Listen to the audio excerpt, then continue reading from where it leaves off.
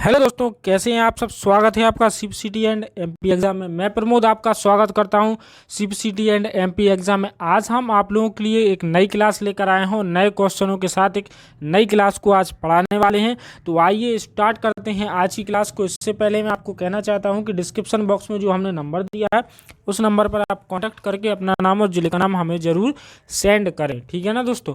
और इसी के साथ साथ जो स्टूडेंट हमारे चैनल पर नए आए हुए हैं वो हमारे चैनल को प्लीज़ सब्सक्राइब जरूर करें और साथ ही साथ बेल आइकन पर क्लिक करें ताकि सभी क्लासेस की नोटिफिकेशन आपको समय पर प्राप्त हो जाएं।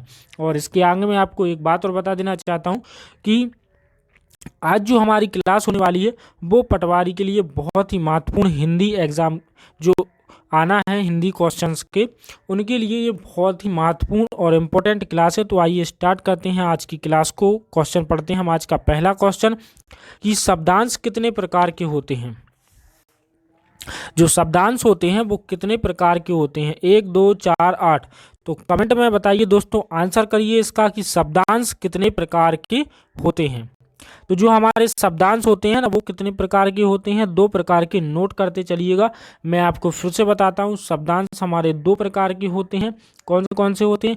कृत प्रत्यय और तदित प्रत्यय। ये 2 प्रकार के हमारे शब्दांश होते हैं। कौन कौन से? कृत प्रत्यय और तदित प्रत्यय, ठीक है ना दोस्तों। शब्दांश क्या कहलाते हैं, मैं इस बारे में भी आपको बता देना चाहता हूँ कि शब्दांश वो शब्द होते हैं, मतलब शब्दांश प्रत्यय वो शब्द होते हैं जो किसी भी शब्द के आखिर में लगकर उसका पूरी तरीके से अर्थ बदल दें, वो कहलाते हैं हमारे क्या? शब्दांश प्रत्यय, ठीक है ना दोस्तों। तो ये 2 प्रकार के होते हैं, कृत प्रत्यय, तदित प्रत्यय। और ये क्या करते हैं? किसी भी शब्द के आखिर में लगकर उसका पूर्ण रूप से अर्थ बदल देते हैं। तो आइए आगे बढ़ते हैं अगले नंबर के नेक्स्ट क्वेश्चन की ओर। अगला जो 61 नंबर का क्वेश्चन है वो पढ़ते हैं हम कि निम्नलिखित में से कौन सा शब्द फारसी नहीं है। इनमें से ये बताना है कि कौन सा शब्द फारसी नहीं है। तो खामोश, कबूतर और चिराग, ये तीनों शब्द क्या है? हमारे फारसी दिए गए हैं। और हक जो शब्द दिया गया है ये हमारा शब्द फारसी नहीं है। आइए आगे बढ़ते हैं। प्रत्येक शब्द में कौन सा उपसर्ग है? उपसर्ग क्या कहलाते हैं? मतलब वे शब्दांश होते हैं जो किसी भी शब्द के आगे लगकर उसका पूर्ण रूप से अर्थ बदल दें, ये हमारे उपसर्ग कहलाते हैं, ठीक है ना। ये क्या होते हैं? जैसे संस्कृत में जो उपसर्ग होते हैं वो हमारे 22 होते हैं, ठीक है ना, जिनको हम तत्सम शब्द बोलते हैं। तद्भव शब्द हिंदी के इनकी संख्या कितनी होती है? तो इनकी होती है 13। और बाकी जो हमारे अंग्रेजी और फारसी वाले शब्द होते हैं उनकी संख्या हमारी कितनी होती है? 19 होती है। तो यहाँ पर जो क्वेश्चन था वो ये था कि प्रत्येक शब्द में कौन सा उपसर्ग है, प्रत्येक शब्द में कौन सा उपसर्ग है। तो प्रत्येक में प्र जो है और प्रति, तो इसका जो हमारा सही आंसर हो जाएगा प्रति, क्योंकि प्रत्येक शब्द का जो उपसर्ग हो जाएगा वो प्रति हो जाएगा। प्रत्येक शब्द किन 2 शब्दों से मिलकर बना हुआ है? प्रति प्लस एक, मतलब प्रत्येक, ठीक है ना दोस्तों। तो इसका आंसर हो जाएगा हमारा प्रति। आइए आगे चलते हैं। आगे का जो हमारा क्वेश्चन दिया गया है वो ये दिया गया है, अर्थ के आधार पर शब्द कितने प्रकार के होते हैं। इसमें ये बताना है कि अर्थ के आधार पर हमारे जो शब्द होते हैं वो कितने प्रकार के होते हैं, 2 प्रकार के, 4 प्रकार के, 7 प्रकार के या फिर 8 प्रकार के। तो बताइए दोस्तों इसका आंसर हमारा क्या हो जाएगा, कमेंट जरूर करिए इसका आंसर क्या होगा। अर्थ के आधार पर शब्द कितने प्रकार के होते हैं। तो जो अर्थ के आधार पर शब्द होते हैं ना दोस्तों वो होते हैं हमारे 4 प्रकार के। ध्यान रखिएगा, अर्थ के आधार पर शब्द कितने प्रकार के होते हैं? 4 प्रकार के। आइए आगे चलते हैं अगले नंबर के नेक्स्ट क्वेश्चन की ओर। उद्देश्य और विधेय किसके अंग हैं? इसमें यह पूछा गया है चौथे नंबर के क्वेश्चन में कि जो उद्देश्य और विधेय हैं वो किसके अंग हैं? वाक्य के अंग हैं कि रचना के शब्द हैं या फिर शब्द ही हैं या फिर किसी के अर्थ दिए गए हैं। तो यहाँ पर जो उद्देश्य और विधेय दिए गए हैं ये क्या है? 2 वाक्य दिए गए हैं, ना कि ये किसी रचना के अंग हैं, ना ही मतलब शब्द कह सकते हैं, लेकिन ये अंग किसके हो जाते हैं? वाक्य के अंग हो जाते हैं, उद्देश्य और विधेय। आइए आगे बढ़ते हैं 65 नंबर के क्वेश्चन की ओर। 65 नंबर का मैं क्वेश्चन आप लोगों के लिए करवाता हूँ। वाक्य के प्रयुक्त शब्दों को क्या कहते हैं? वाक्य में जो प्रयुक्त शब्द होते हैं उनको हम क्या बोलते हैं? लिपि, पद, शब्दांश या फिर भाषा।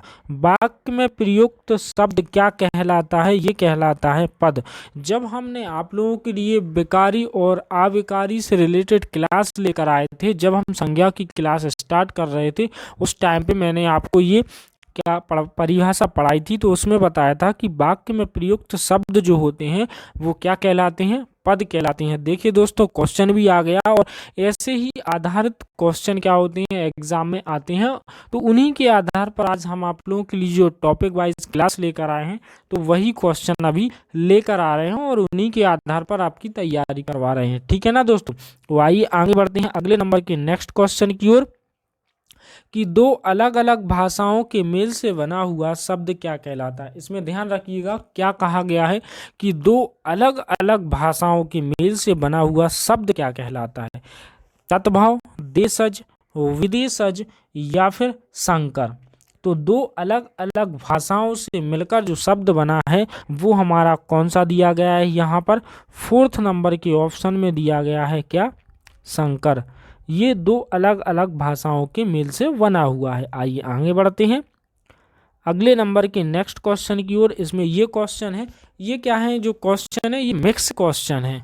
हर तरीके समाज से भी रिलेटेड, उपसर्ग से भी रिलेटेड, ठीक है ना, प्रत्यय से रिलेटेड और अर्थ के आधार पर या शब्दांश से रिलेटेड ये क्वेश्चन अभी मैं आपको करवा रहा हूँ। इसी के साथ साथ मैं आपको एक जानकारी और देना चाहता हूँ।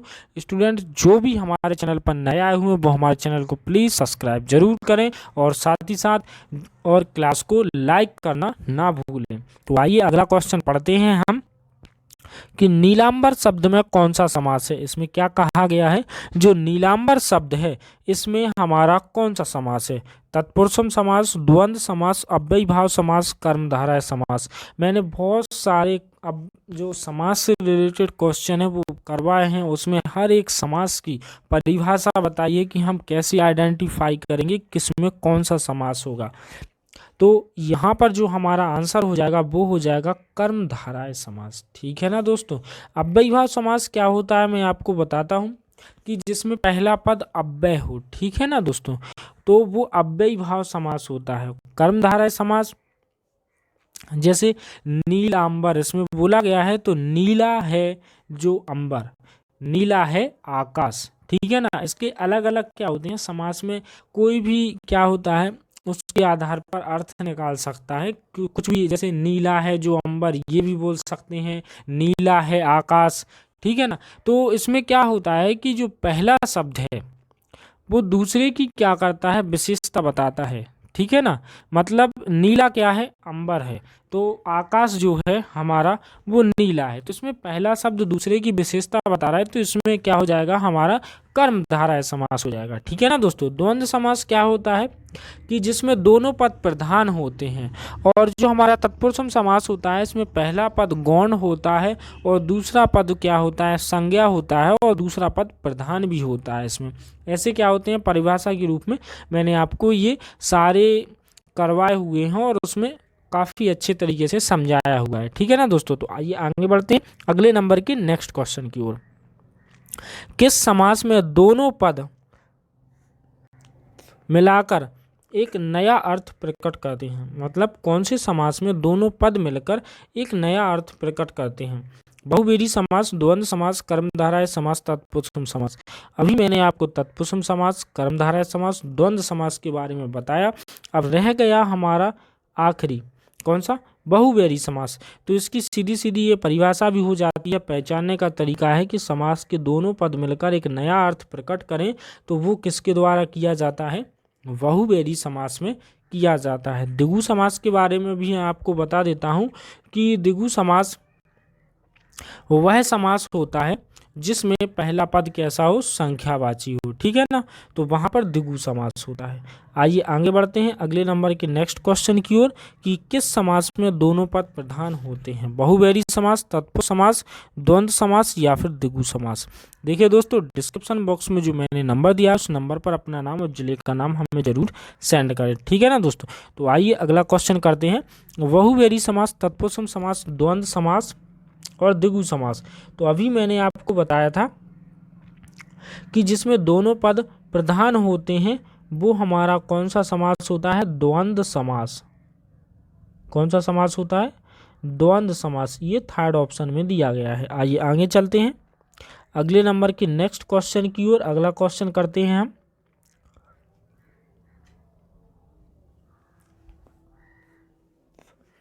कि जिस समास में कोई भी पद प्रधान नहीं होता है उसे कौन सा समास कहते हैं। क्या कहा गया है यहाँ पर कि जिस समास में कोई भी पद प्रधान नहीं हो उसे हम कौन सा समास कहेंगे, द्विगु समास, बहुव्रीहि समास, तत्पुरुष समास या फिर द्वंद्व समास। कोई भी पद इसमें प्रधान नहीं होता है तो वो नहीं होता है बहुव्रीहि समास, मतलब इसमें क्या होता है, अन्य पद प्रधान होता है। मैं फिर से बता देना चाहता हूँ कि द्विगु समास में पहला पद जो होगा वो संख्यावाची होगा, बहुव्रीहि समास में अन्य पद प्रधान होगा या फिर कोई भी पद प्रधान नहीं होगा, ऐसा कह सकते हैं। तत्पुरुष समास में सॉरी दोस्तों, पहला पद गौण होता है, दूसरा जो पद होता है संज्ञा वो हमारा कैसा होता है, प्रधान होता है, और द्वंद्व समास में दोनों पद क्या होते हैं, प्रधान होते हैं। आइए आगे चलते हैं अगले नंबर के नेक्स्ट क्वेश्चन की ओर। 71 नंबर का क्वेश्चन है, विशेषण और विशेष के योग से कौन सा समास बनता है। विशेषण और विशेष के योग से कौन सा समास बनता है, द्विगु समास, कर्मधारय समास, द्वंद्व समास या फिर तत्पुरुष समास। तो विशेषण और विशेष के योग से जो हमारा समास बनता है